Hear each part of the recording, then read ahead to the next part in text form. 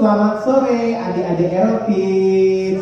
Apa kabarnya hari ini? Pasti luar biasa ya. Ketemu lagi dengan Kak Anggi, dengan kakak-kakak, bahkan dengan teman-teman kalian di rumah. Kita sore hari ini kita mau memuji Tuhan, kita mau menyembah Tuhan, kita mau mendengarkan firman Tuhan. Oke? Ya, jadi siapkan hatinya ya supaya kita bisa sama-sama memberi yang terbaik untuk memuji nama Tuhan.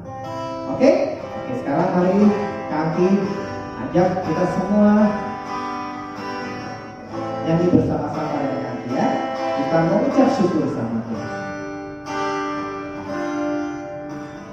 Bapakku datang padamu, naikkan ucapan syukur atas kasih anugerah-Mu yang indah setiap hari. Sekali lagi yuk kita katakan Bapakku datang padamu. Bapakku datang padamu, naikkan ucapan syukur. Amin. Atas kasih anugerah-Mu yang indah setiap hari. Pagi hari, siang hari, sore dan malam hari, tak hentinya mengucap syukur atas kebaikan. Katakan pagi hari, siang hari, sore dan malam hari,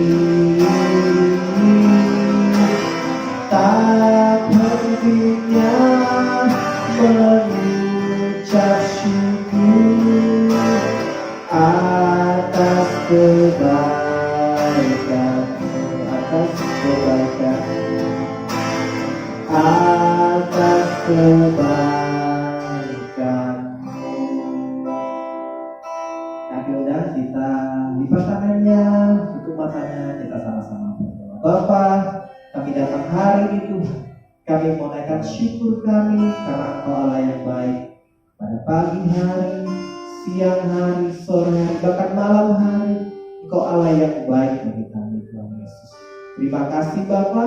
Kalau sebentar kami akan memulai ibadah kami, Tuhan yang hadir dalam ibadah kami, walaupun kami ibadah dari rumah kami masing-masing, tapi Tuhan yang mempersatukan kami, Tuhan yang melawat setiap kami. Terima kasih Bapa, kami mengucap syukur dan berdoa. Haleluya. Amin. Amin. Ya, oke. Ini kita sudah mulai masuk ke minggu kedua. Ya, di bulan November. Ya, nggak kerasa lagi Natal. Ya, gimana di rumahnya sudah pasang pohon Natal belum? Belum ya, masih jauh ya, belum. Oh, tidak apa-apa ya. Tapi apapun yang terjadi kita harus selalu mengucap syukur kepada Tuhan. Ya, karena apa? Karena memang itu adalah perintah Tuhan. Mengucap syukur dalam segala hal. Ayo, kaki ujung kita bangkit berdiri semua. Ya, kita berdoa dengan kita menaikkan pujian kepada Tuhan. Segala puji syukur hanya bagi Tuhan, sebab Kau yang layak dipuja. Kami mau bersorak, tinggikan nama-Mu. Haleluya. Soraklah haleluya, soraklah haleluya, haleluya.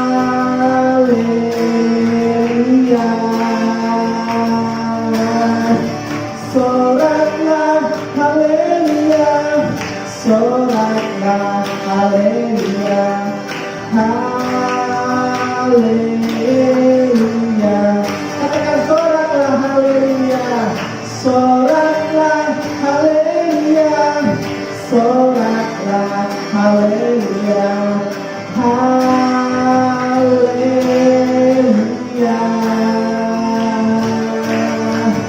Soraklah haleluya, soraklah haleluya, haleluya,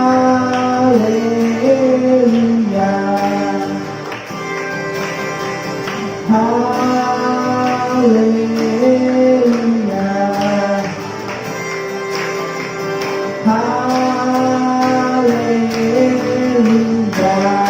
Yeay.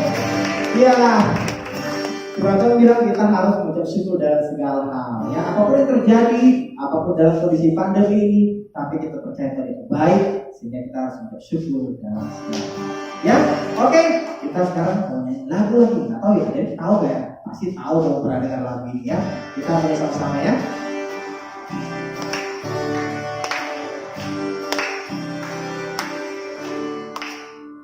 Kasih yang begitu besar, lebih kuat dari dosa. Kasih yang menemukanku, selamatkan dan pulihkanku. Ku naikkan syukurku, ku tak akan berhenti memuji, meninggikan nama-Mu selalu, menari, memuliakan-Mu. Dibebaskan, dibangkitkan, hidup yang Kau berikan kini hanya untuk-Mu. Ayo, menari bagi Tuhan ya.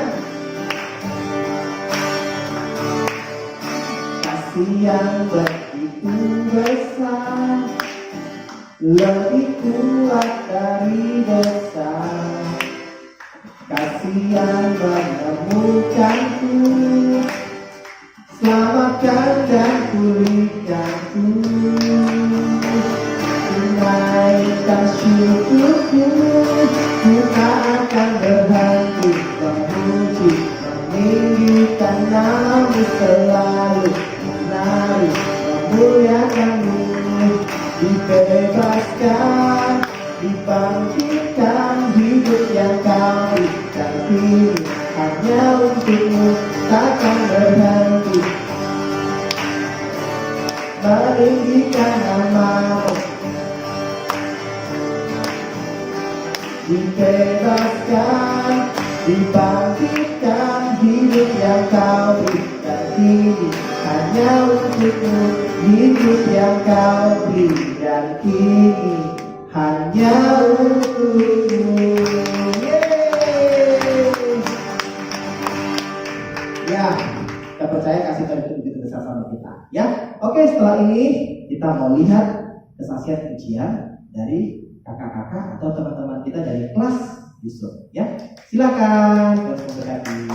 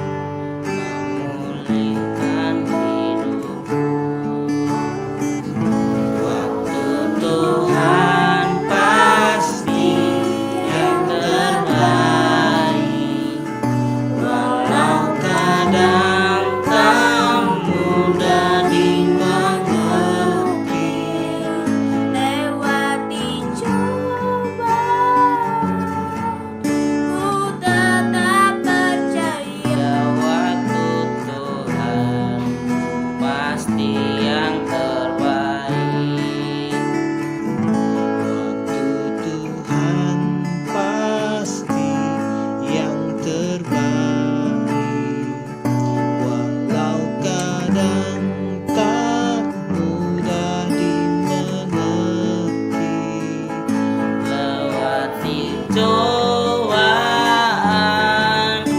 ku tetap percaya. Pasti yang terbaik. Lewati cobaan, ku tetap percaya waktu Tuhan pasti yang terbaik.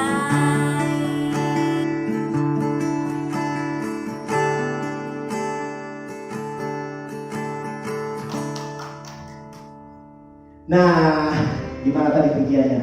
Benar ya? Mereka menyaksikan bahwa waktu Tuhan itu adalah waktu yang terbaik buat kita semua. Oke, dan hari ini sekarang kita mau dengarkan firman Tuhan. Kita masih akan memberikan waktu yang terbaik buat Tuhan.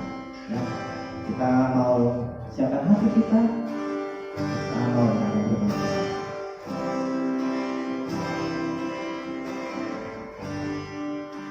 Betapa ku mencintai segala yang telah terjadi, pernah sendiri jalani hidup ini, selalu menyertai. Betapa ku menyadari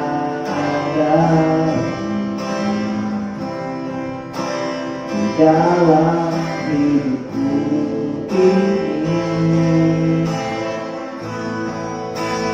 selalu memberi rencana terbaik oleh karena kasih.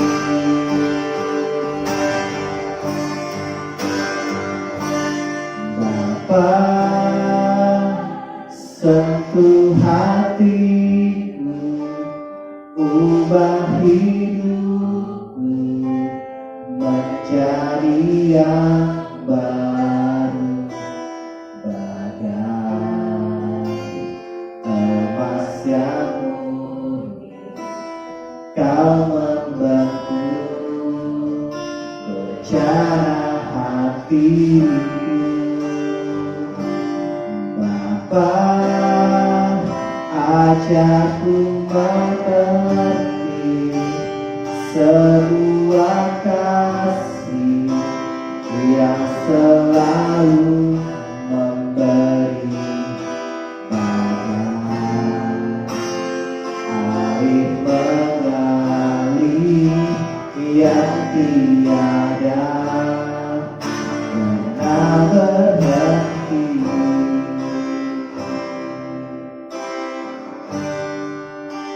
Betapa ku mencintai segala yang telah terjadi, pernah sendiri jalani hidup ini, selalu menyertai. Betapa ku menyadari dalam hidupku ini selalu memberi rencana terbaik oleh karena kasih.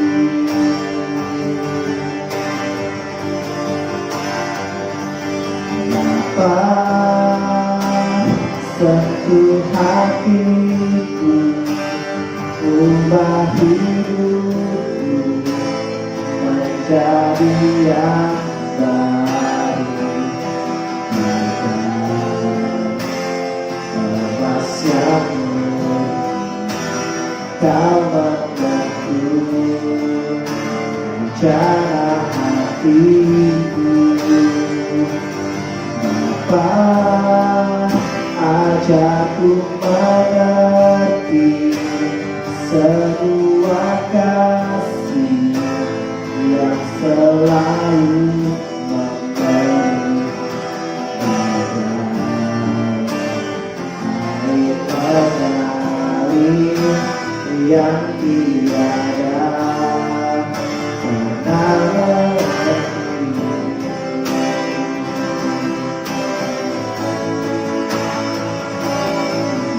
Bapa, sentuh hatiku, ubah hidupku menjadi yang baru. Emas yang murni, kawan teguh, menjaga hatiku. Bapa, ajarku mengerti sebuah kasih yang selalu memberi pada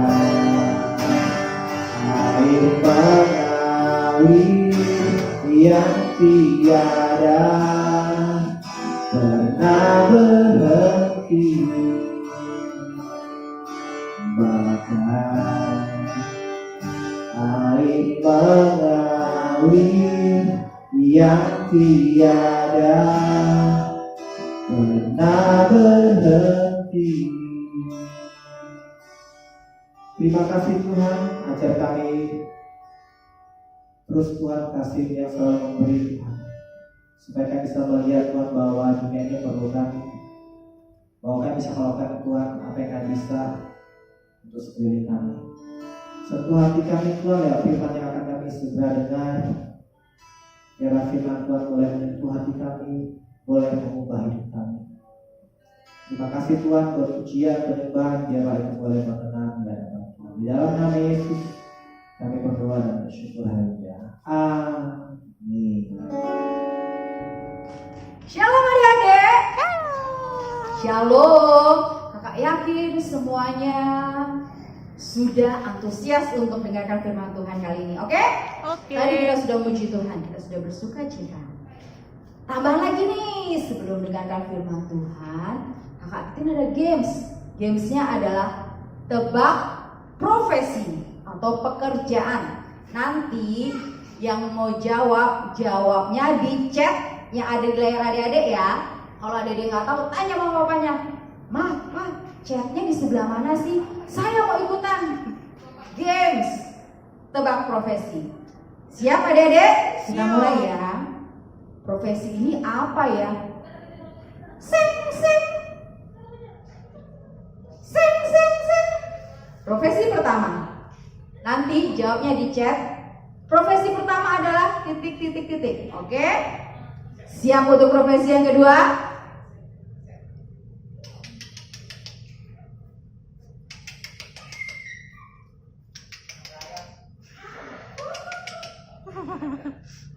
Oke? Itu profesi yang kedua. Sekarang profesi yang ketiga.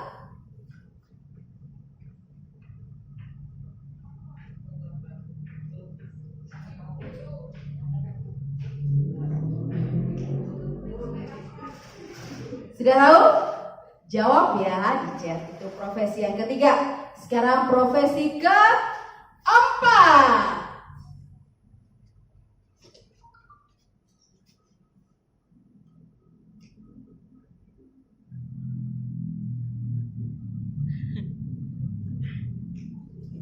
Sudah tahu adik-adik? Oke, kakak yakin semuanya udah pada tahu ya. Apa saja profesi dari profesi 1 sampai ke 4. Jangan lupa jawab di chat ya adik-adik. Oke, game sudah selesai. Sekarang waktunya kita mau mendengarkan firman Tuhan. Coba sekarang telinganya dibuka lebih lebar, matanya di blow in karena sudah pada tidur siang kan? Oke. Sekarang kakak Titin mau tanya, adik-adik yang di rumah, siapa yang suka pakai baju yang bagus? Ayo siapa? Wih, kakak lihat, yang Leora suka banget baju bagus. Iya, adik Louis juga, walaupun kecil pasti suka baju bagus. Oh iya, adik Louis. Coba Kakak Titin punya ini gaun. Pasti teman-teman yang cewek suka ya pakai gaun-gaun ini. Apalagi warnanya merah. Ada lagi? Wah. Kalau ada yang ngomong, Kakak Titin ini loh, sayangnya cuma sama teman-teman yang cewek. Masa baju-baju yang dilihatin baju-baju cewek? Ya aku nggak suka lah. Tapi Kakak Titin juga punya ini nih, jas. Biasanya dipakai ya kalau acara-acara penting. Ya ini kebetulan jasnya jas alma mater, acaranya kampus, acaranya sekolah. Kalau bapak-bapak kita yang punya, biasanya papa-papa itu di acara-acara yang resmi. Pakaian-pakaian itu bisa ada karena jasa seorang apa?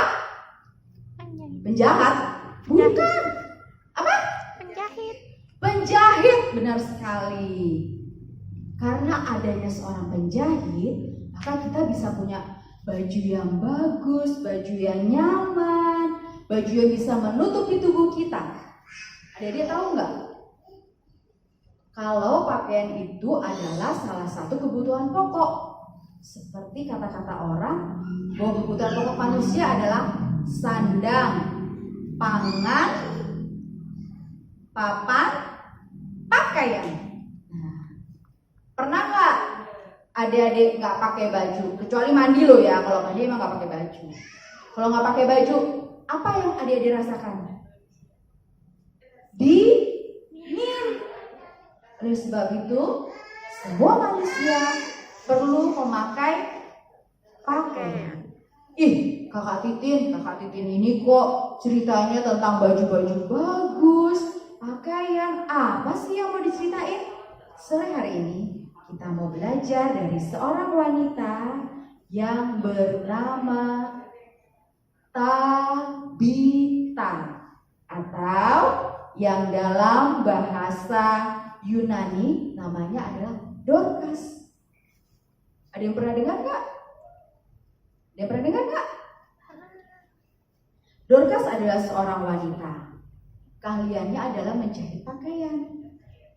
Keahliannya itu tidak hanya digunakan untuk membiayai kehidupannya, untuk mencari nafkah sebagai pekerjaannya, tapi keahliannya itu juga digunakan untuk membantu orang-orang di sekitarnya, terlebih janda-janda miskin yang pada saat itu janda-janda itu benar-benar miskin. Namanya janda tidak punya suami lagi, jadi sudah tidak ada yang bisa bekerja untuk memenuhi kehidupannya. Oleh sebab itu, Tabita membantu kehidupan janda-janda itu. Suatu hari, Tabita atau Dorcas sedang jatuh sakit.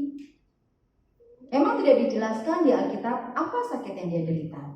Tapi di situ dituliskan bahwa Dorcas karena sakitnya akhirnya Dorcas meninggal. Janda-janda yang selama ini dibantu oleh Dorcas rasa sedih karena mereka harus kehilangan seorang perempuan, seorang wanita, seorang teman, seorang sahabat yang mau mengasihi mereka, yang mau memperhatikan kehidupan mereka. Namun mereka mendengar kalau pada saat itu ada Rasul Petrus, ya adalah salah satu murid Tuhan Yesus kan? Benar? Petrus apakah benar salah satu dari 12 murid Yesus? Pasti benar. Pada saat itu Petrus sedang berada di kota Lida. Kota Lida itu kalau ada lihat di peta di belakang Alkitab, kota Lida itu dekat dengan kota Yope, di mana Dorcas disemayamkan atau Dorcas selama ini tinggal di sana. Karena mendengar Petrus ada di sana, orang-orang yang menyayangi Dorcas bersegera menemui Petrus. dan meminta Petrus untuk bisa menemui atau melihat jenazah dari Dorcas. Karena mereka tahu Dorcas adalah salah satu murid Yesus juga, atau pengikut Tuhan Yesus. Karena mendengar Dorcas meninggal, Petrus akhirnya setelah dari kota Lida pergi ke kota Yope untuk menemui atau melihat jenazah dari Dorcas. Saat Petrus memasuki ruangan di mana jenazah Dorcas disemayamkan atau berada, Petrus melihat banyak orang yang bersedih, menangis. Bahkan saat Petrus datang, ada janda yang menghampirinya sambil berkata, Petrus, Petrus, lihat, ini baju yang dibuat oleh Dorcas buat kami. Selama ini dia memberikan baju-baju ini untuk kami sehingga kami tidak kedinginan. Kami merasa nyaman. Mereka menangis. Melihat orang-orang itu menangis, janda itu menangis. Petrus juga merasa sedih. Namun Petrus segera datang atau mendatangi ruangan di mana Dorcas berbaring karena dia sudah meninggal. Melihat Dorcas berbaring, Petrus lalu berdoa sungguh-sungguh kepada Tuhan, meminta mukjizat untuk Tuhan lakukan. Setelah Petrus berdoa, dia berpaling melihat Dorcas yang berbaring sambil berkata, Dorcas, bangkitlah. Apa yang dikatakan oleh Petrus adik-adik? Dorcas, bangkitlah. Mendengar Petrus berkata demikian, Dorcas membuka matanya dan bangkit dari kematiannya. Dan Petrus menghampiri Dorcas, mengangkat tangannya sehingga Dorcas bisa duduk dan bangkit. Wah, luar biasa ya adik-adik. Luar biasa. Yang luar biasa itu siapa adik-adik? Petrus kah?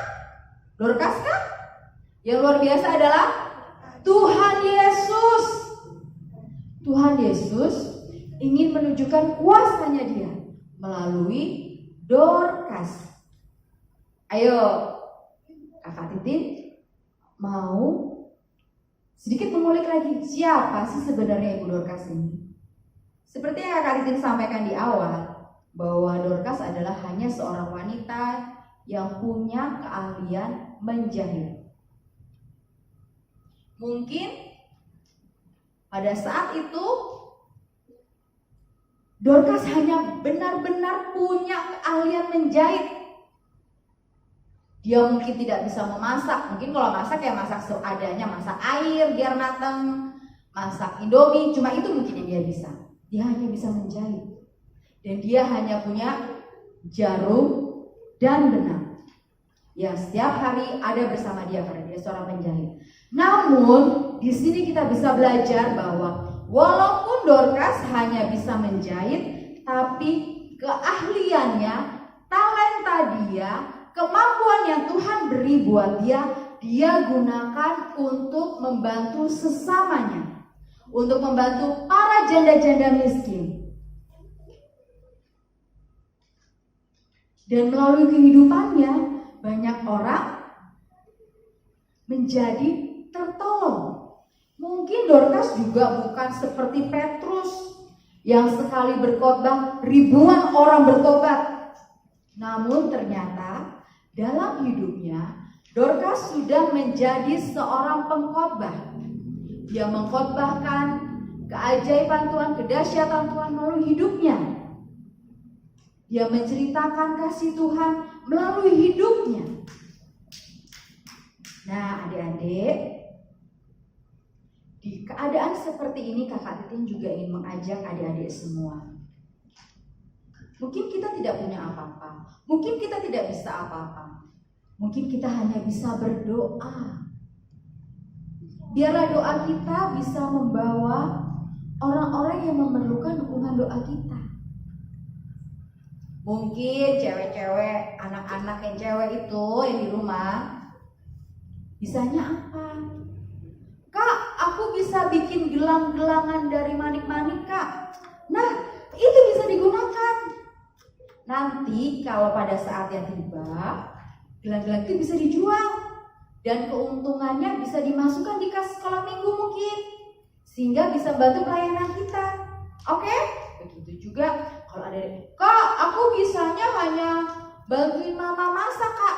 Itu juga bagus. Saat kita mau bantu orang tua kita juga sudah bisa menyatakan kasih Kristus. Kita bisa menyatakan bahwa Tuhan sudah kasih talenta buat kita, Tuhan sudah bisa kasih kita keahlian, maka kita mau pakai keahlian itu untuk memuliakan nama Tuhan. Oke adik-adik, mungkin cerita kakak Titin kali ini tidak panjang dan lebar, tapi adik-adik masih punya waktu 1 minggu lagi ya. Adik-adik coba buka di ayat kita kalau adik-adik mau mengenal Dorcas lebih dalam lagi di Kisah Para Rasul 9 ayat 36 sampai 43. Ya, di Kisah Para Rasul 9 ayat 36 sampai 43. Biarlah sore hari ini kita mau belajar dari seorang wanita bernama Dorcas yang walaupun kemampuannya terbatas tapi bisa memberikan hidupnya untuk Tuhan. Ada yang mau? Kakak Titin yakin dan percaya ada yang pasti mau melakukan kebaikan di sekitar kita. Nah, ayat hafalan kita sore hari ini terdapat di Kolose 3 ayat 23. Bunyinya adalah, apapun juga yang kamu perbuat, perbuatlah dengan segenap hatimu seperti untuk Tuhan, bukan untuk manusia. Sekali lagi ya, Kolose 3 ayat 23. Apapun juga yang kamu perbuat, perbuatlah dengan segenap hatimu seperti untuk Tuhan, bukan untuk manusia. Ada yang siap? Ada yang siap? Oke. Mari kita berdoa. Biarlah firman Tuhan ini semakin menguatkan kita. Semakin menguatkan kita untuk melakukan yang terbaik sehingga hidup kita menjadi berkat buat orang-orang sekitar kita. Siap? Mari kita berdoa. Tuhan Yesus, seperti Dorcas yang mau memberikan hidupnya untuk Tuhan, walaupun hanya ada satu keahliannya, begitu juga dengan kami Tuhan. Kami mau talenta yang Tuhan berikan buat kami bisa kami lakukan dengan sungguh-sungguh dan berguna buat orang-orang di sekitar kami. Terima kasih Tuhan Yesus.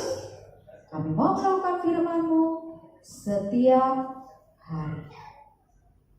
Terima kasih Tuhan. Dan kalau ibadah kami sudah selesai, biarlah kasih Tuhan selalu ada bersama dengan kami, menjaga, melindungi, dan menyertai kami. Walaupun kami di rumah, apapun yang kami perbuat, Engkau sendiri menjagai dan memberkati. Terlebih sekolah kami Tuhan, di masa sekolah dari rumah ini Tuhan, berikan kami hikmat daripada-Mu. Sehingga walaupun online Bapak, kami bisa menangkap setiap pelajaran dengan sungguh-sungguh. Sehingga pada saat ujian nanti, kami bisa menjawabnya dengan terbaik Bapak. Terima kasih Yesus, terima kasih Roh Kudus. Kamu terima berkat-Mu, kamu terima sukacita setiap hari dalam hidup kami. Terima kasih Tuhan. Haleluya. Amin. Selamat sore, Tuhan Yesus berkati kita semua. Jangan lupa adik-adik, aktivitas kita minggu ini adalah adik-adik mengupload kegiatan adik-adik yang berhubungan dengan talenta adik-adik. Kalau adik-adik suka menggambar, adik-adik bisa menggambar. Kalau adik-adik suka masak, tunjukkan waktu adik-adik masak dan tunjukkan hasil masakan adik-adik. Kalau adik-adik suka buat kerajinan tangan, bikin gelang, bikin kalung, diposting juga sambil membacakan ayat hafalan kita di Kolose 3 ayat 23. Oke adik-adik? Selamat sore, Tuhan Yesus memberkati. Shalom. Tepuk pahlawan. Jangan takut, harus berani, karena Tuhan menyertai aku, pahlawan Kristus. Tepuk pahlawan. Jangan takut, harus berani, karena Tuhan menyertai aku, pahlawan Kristus.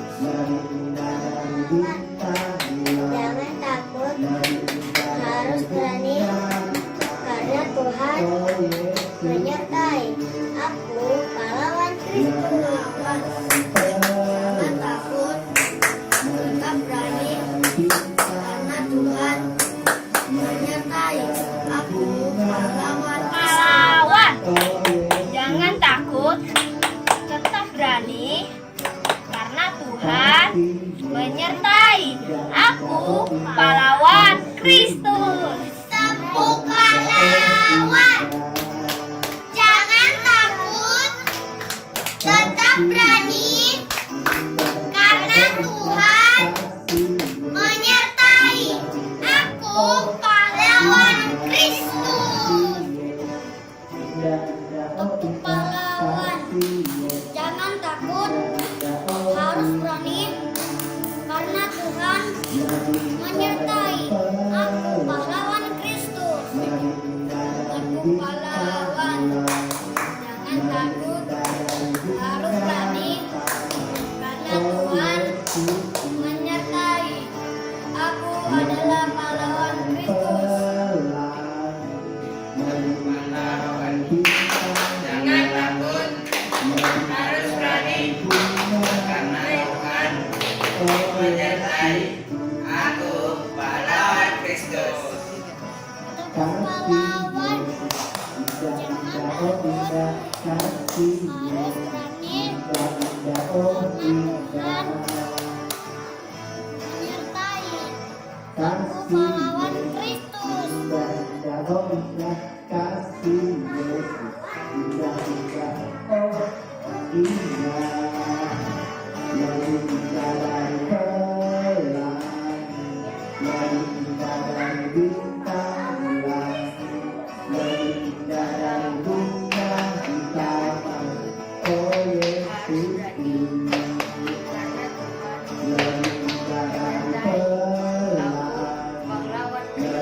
Pahlawan.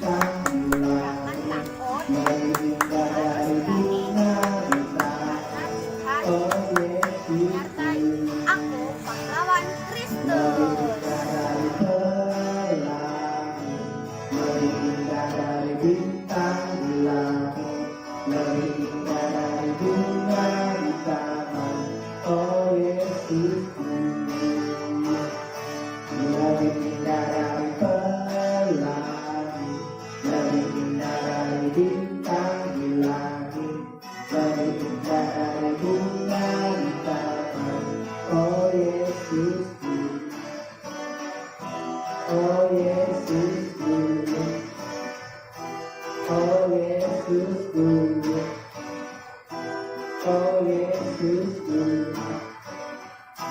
Oh, yes,